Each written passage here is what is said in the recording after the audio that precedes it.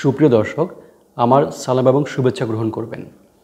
আমরা আজকে 1985 সালে যে গণভোট অনুষ্ঠিত হয়েছিল সে সম্পর্কে জানার চেষ্টা করব। আপনারা জানেন যে স্বাধীন বাংলাদেশে এখন পর্যন্ত 3 বার গণভোট অনুষ্ঠিত হয়েছিল। প্রথমবার 1977 সালে এই গণভোটের মাধ্যমে রাষ্ট্রপতি জিয়াউর রহমানের উপর জনগণের আস্থা আছে কিনা 1985 সালে গণভোটের মাধ্যমে রাষ্ট্রপতি হোসেন মোহাম্মদ এরশাদের উপর জনগণের আস্থা রয়েছে কিনা, এবং তৃতীয়বার তখন কর্মরত প্রধান বিচারপতি হিসাবে শাহাবুদ্দিন আহমেদের অস্থায়ী রাষ্ট্রপতি হিসাবে তিনি যে শাসনভার পরিচালনা করেছিলেন তার প্রতি জনগণের সমর্থন রয়েছে কিনা, এই 3 বার বাংলাদেশে গণভোট অনুষ্ঠিত হয়।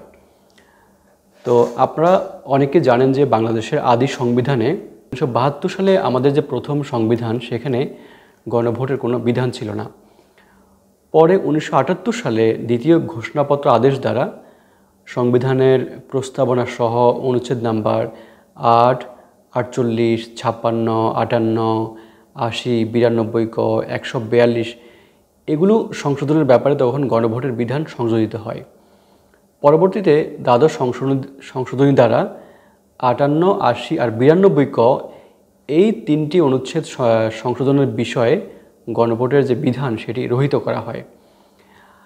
আর পঞ্চদশ সংশোধনীর মাধ্যমে গণভোটের বিধান পুরোপুরি বাতিল করা হয়। সংবিধানের প্রস্তাবনা প্রথম ভাগের সব অনুচ্ছেদ, দ্বিতীয় ভাগের সব অনুচ্ছেদ, নবম ক ভাগে বর্ণিত অনুচ্ছেদগুলোর বিধানাবলী সাপেক্ষে তৃতীয় ভাগের সব অনুচ্ছেদ, তারপরে একাদশ ভাগের 150 অনুচ্ছেদ সহ সংবিধানের অন্যান্য মৌলিক কাঠামো সংক্রান্ত অনুচ্ছেদগুলোর বিধানাবলী সংযোজন, পরিবর্তন, প্রতিস্থাপন, রহিতকরণ কিংবা অন্য যে কোনো পন্থায় সংশোধনের অযোগ্য ঘোষণা করা হয়। অর্থাৎ মূলত পঞ্চদশ সংশোধনীর মাধ্যমে আমাদের যে গণভোটের বিধান সেটি একদমই বাতিল করে দেওয়া হয়।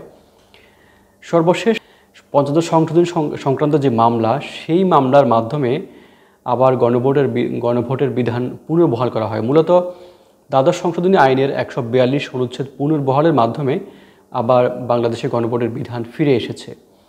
যাই হোক, আমরা আজকে 1985 সালে সামরিক শাসনের অধীনে বাংলাদেশে যে গণভোট অনুষ্ঠিত হয়েছিল সে সম্পর্কে জানার চেষ্টা করব। আপনারা জানেন যে 1981 সালের 30 মে তৎকালীন রাষ্ট্রপতি জিয়াউর রহমান তিনি ক্ষমতায় থাকা অবস্থায় চট্টগ্রামের সার্কিট হাউসে নিহত হন। এরপর তখনকার সেনাপ্রধান হোসেন মোহাম্মদ এরশাদ তার রাজনৈতিক অভিলাষ প্রকাশ হয়ে পড়ে। তিনি 1982 সালের 24শে মার্চ তখনকার রাষ্ট্রপতি আব্দুস সাত্তার সরকারকে, নির্বাচিত সরকারকে হটিয়ে এরশাদ অনেকটা গায়ের জোরে ক্ষমতা দখল করেন। তো এরশাদ 1983 সালের 11 ডিসেম্বর তিনি প্রধান সামরিক প্রশাসক হিসাবে দেশ শাসন করেন।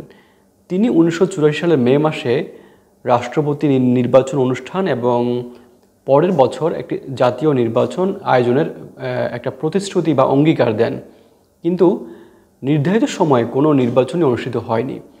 তখন এরশাদ তার সামরিক শাসনকে লেজিটিমেট করা অর্থাৎ বৈধতা দেওয়ার জন্য তিনি একটি গণভোটের আয়োজন করেন 1985 সালের 21শে মার্চ তারিখে। তো সেই গণভোটে ভোটারদের কাছে জিজ্ঞাসা করা হয়েছিল এরকম করে, আমি একটু কোট করি: রাষ্ট্রপতি লেফটেন্যান্ট জেনারেল হোসেন মোহাম্মদ এরশাদের অনুসৃত নীতি এবং কর্মসূচির প্রতি আস্থা এবং স্থগিত সংবিধান অনুযায়ী নির্বাচনসমূহ অনুষ্ঠান পর্যন্ত তাহার রাষ্ট্রপতি পদে অধিষ্ঠিত থাকাতে আপনার সম্মতি আছে কি? এটি ছিল প্রশ্ন। তো এই গণভোটে যে ভোটারের সংখ্যা সেটি ছিল 4,79,10,964 জন। তো নির্বাচনে মোট ভোট কাস্টিং হয় হচ্ছে 3,47,05,212টি। 12 জন ভোটার ভোট প্রয়োগ করেন এবং টোটাল যে ভোট কাস্টিংয়ের শতকরা হার সেটি ছিল 72.44। তো আস্থা সূচক অর্থাৎ হাঁ ভোট অর্থাৎ এই প্রস্তাবের পক্ষে ভোট পড়ে 3,26,61,233টি, যা মোট প্রদত্ত ভোটের 94.11 অর্থাৎ 94% ভোট পড়ে প্রস্তাবের পক্ষে। প্রস্তাবের বিপক্ষে ভোট হচ্ছে 19,11,280টি, অর্থাৎ 5.50, অর্থাৎ 5.5% মানুষ এই প্রস্তাবের বিপক্ষে ভোট দেয়। এবং নির্বাচনে তখন 5,40,93,768 টাকা খরচ হয়। তো কিন্তু এই নির্বাচন যখন ঘোষণা করা হয়, সেদিন একটি হরতাল অর্থাৎ সাধারণ ধর্মঘটের ডাক দেওয়া হয় এবং যারা বিরোধী জোট বিভিন্ন দল তারা নির্বাচনের ফল আগে থেকে নির্ধারিত এরকম একটি দাবি তারা সামনে নিয়ে আসেন এবং নির্বাচনের দিন ব্যাপক ভোট কারচুপি হয়েছে এরকম অভিযোগ আনা হয়। তখন বাংলাদেশ ইনস্টিটিউট অফ পার্লামেন্টারি স্টাডিজে 2002 সালের একটি যে প্রতিবেদন রিপোর্ট, সেখানে উল্লেখ করা হয়েছে এরকম করে যে অনেক স্থানীয় এবং বিদেশি পর্যবেক্ষক এই যে অতিরিক্ত যে ভোট কাস্টিং সেটি মনে করছেন যে সেটি সঠিক নয়। প্রকৃতপক্ষে আসলে ভোট পড়েছে 15-20%। যেটা হয়, সামরিক শাসকরা এভাবেই নানান কায়দায় তারা ক্ষমতাকে লেজিটিমেট বা একটা বৈধ দেওয়ার চেষ্টা করেন। তো 1985 সালের যে গণভোট, সেটি ছিল এর সাথে এরকম একটি প্রচেষ্টা, তার নানান বাহানায় নানান প্রচেষ্টা, অর্থাৎ তার ক্ষমতাকে আরও একটু দীর্ঘায়িত করা। তো এরশাদ পরবর্তীতে 1986 সালে জাতীয় পার্টি গঠন করেন এবং 1986 সালে একটি জাতীয় নির্বাচন আয়োজন করেন এবং এর আগে তিনি রাষ্ট্রপতি নির্বাচন আয়োজন করেন এবং 1986 সালের নির্বাচনে দেখা যায় যে তার দল জাতীয় পার্টি ব্যাপক সংখ্যাগরিষ্ঠতা নিয়ে ক্ষমতা আসে।